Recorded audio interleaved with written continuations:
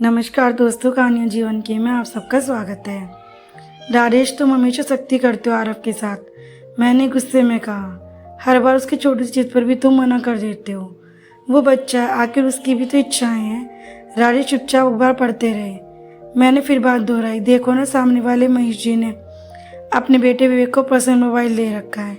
कितना खुश रहता है वो बच्चा। कभी गेम खेलता है, कभी दोस्तों से बात करता है, और हमारा आरव हमेशा किताबों में तुम्हारे पीछे घूमता रहता है। राजेश ने अखबार नीचे रखा और गंभीर स्वर में बोले, किक किक किच किच। सुमन, तुम समझ क्यों नहीं रही हो? मोबाइल बच्चों के लिए खिलौना नहीं है, ये उनकी मासूमियत छीन लेता है। आरव अभी छोटा, उसे खेलना चाहिए, पढ़ना चाहिए, जीवन को समझना चाहिए। मोबाइल उसके लिए जहर है। मैं तुनक गई। ओह जहर, तो फिर बाकी लोग जो अपने बच्चों को देते हैं, क्या वो सब पागल हैं? तुम ही बस सबसे ज्यादा समझदार हो।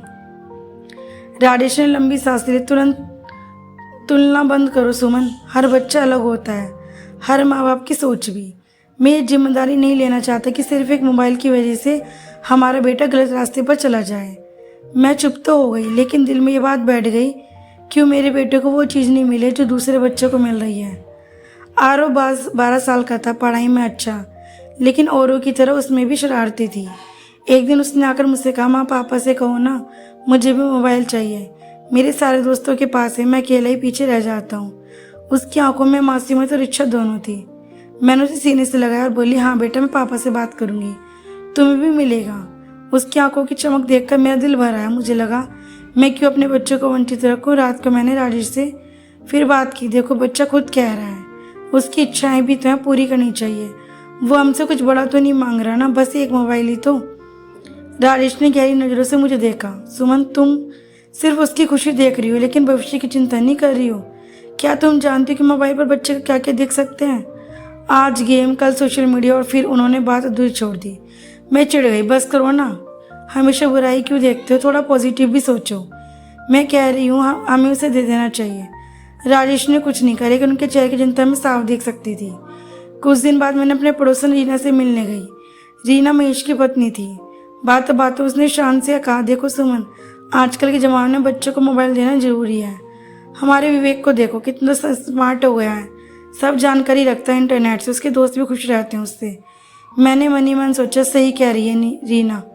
मैंने बेवजह राजेश से बहस की थी। शाम को जब घर लौटी तो फिर राजेश से कहा, देखो रीना भी कह रही थी मोबाइल जरूरी है, हमें क्यों अपने बेटे से पीछे रखें। राजेश ने ठंडी आवाज में कहा, सुमन, मैं जानता हूँ कि महेश क्या कर रहा है, लेकिन तुम देख रहे हैं ना, यही फैसला कल उन्हें भारी पड़ेंगे। मैंने गुस्से में कहा, तुम हमेशा दूसरों को गलत साबित करते हो। ठीक है, देखेंगे। समय बीता। विवेक मोबाइल में डूबता चला गया। अब वो मोहल्ले के बच्चों के साथ खेलने नहीं आता था। वो घंटे कमरे में बंद रहता, स्क्रीन पर कुछ टाइप करता रहता, हंसता, कभी गुस्सा करता। रीना अक्सर कहती, विवेक बहुत बिजी हो गया, पढ़ाई भी मोबाइल से करता है। लेकिन मोहल्ले के लोगों को साफ दिख रहा था कि उसकी पढ़ाई कम और गेम ज़्यादा हो रहे थे। आरव कभी कभी विवेक से मोबाइल मांगता, लेकिन विवेक टाल देता। आरव उदास होकर मेरे पास आता, मेरा दिल फिर पिघल जाता और मैं सोचती, काश मैं भी अपने बेटे को मोबाइल दिलवा पाती। एक दिन जब मैं किचन में थी, मैंने बाहर से आवाज़ सुनी। राजेश आरव से कह रहे थे, बेटा दुनिया में हर चीज़ का समय होता है। मोबाइल एक साधन है, लेकिन अगर समय से पहले इसका इस्तेमाल करो तो ये हथियार बन जाता है। तुम्हें खेलने की उम्र में खेलना चाहिए, पढ़ने की उम्र में पढ़ना चाहिए। मोबाइल का समय भी आएगा, लेकिन अभी नहीं। आरव ने धीरे से पूछा, लेकिन पापा, अगर आप सबके पास है तो मेरे पास क्यों नहीं? राजेश ने उसके सिर पर हाथ फेरते हुए कहा, क्योंकि तुम खास हो। मैं तुम्हें वही दूंगा जो तुम्हारे लिए सही होगा। दूसरों की नकल मत करो, अपनी राह पर चलो। आरव चुप हो गया। मैंने किचन से ये सब सुना, मेरे दिल में हलचल हुई। कुछ महीनों बाद मोहल्ले में एक बड़ी घटना हुई। खबर आई कि विवेक ने स्कूल में अपने सहपाठी लड़की के साथ गलत हरकत की। सब हैरान रह गए। शिक्षकों ने पूछताछ की तो पता चला कि विवेक मोबाइल पर गंदी वीडियो देखता था। वही सब उसने दोहराने की कोशिश की। पूरे मोहल्ले में तूफान आ गए। लोग महेश के घर को घुर घुर कर देखने लगे। रीना रो रो कर बेहाल थी। महेश शर्म से सिर झुकाए बैठा था। एक दिन महेश खुद हमारे घर आया। उसकी आंखें लाल थी और चेहरा सूजा हुआ। वे बैठते ही रो पड़ा, राजेश भाई, मैंने अपने बेटे को बर्बाद कर दिया।